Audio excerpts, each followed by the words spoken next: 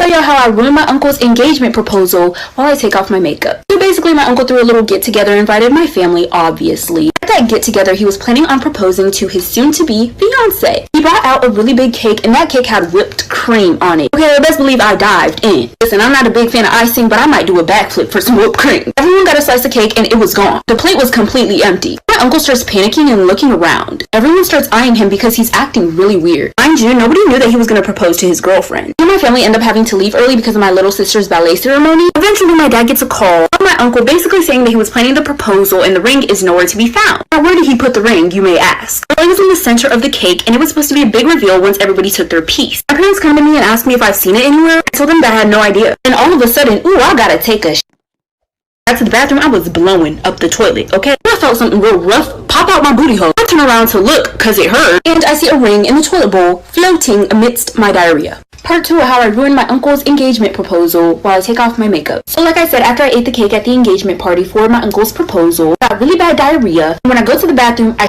out the ring. So a lot was going through my mind at this moment. I didn't know if I was supposed to grab it. Do I reach into my diarrhea and take it out? Do I rinse it and then give it back? Or do I just flush and act like I didn't see shit?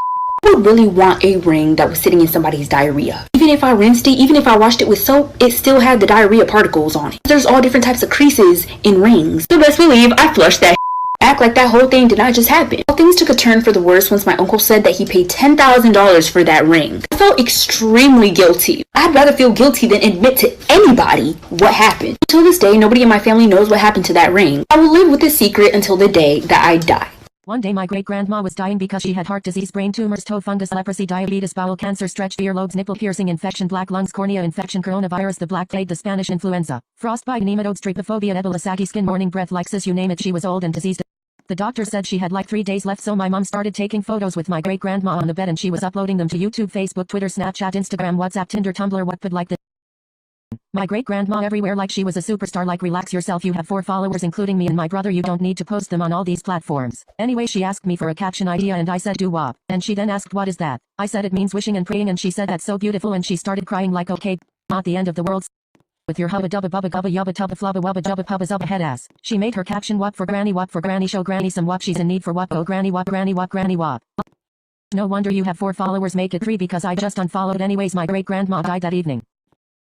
Story time. 23 years ago, there was this mother of 2 children who just recently had a 3rd child. Soon after, the newborn baby was sleeping in the nursery while they were throwing a house party, and unfortunately during the party, the house caught on fire. Everyone scrambles out of the house and they couldn't get to the baby, and then the cops concluded that the baby had died in the fire. But her other 2 kids made it out alive. And even though the cops told her that her baby had died, she refused to believe it. Many years later, the mother took her 2 children to a birthday party, and there was this other woman there with her child. And now the mother looks at that child and is in shock because she looks so much like her other 2 kids. She goes up to the little girl and says that she has bubble gum in her hair so that she can steal a few strands of her hair. She took it to a lab and they DNA tested it, and that little girl was her child. So it turns out many years ago during that house party, a woman that the mother knew went upstairs, took the baby, and started the fire so that the baby would be declared as dead and she could easily get away with kidnapping her. And then she ran from the cops and they can't find her.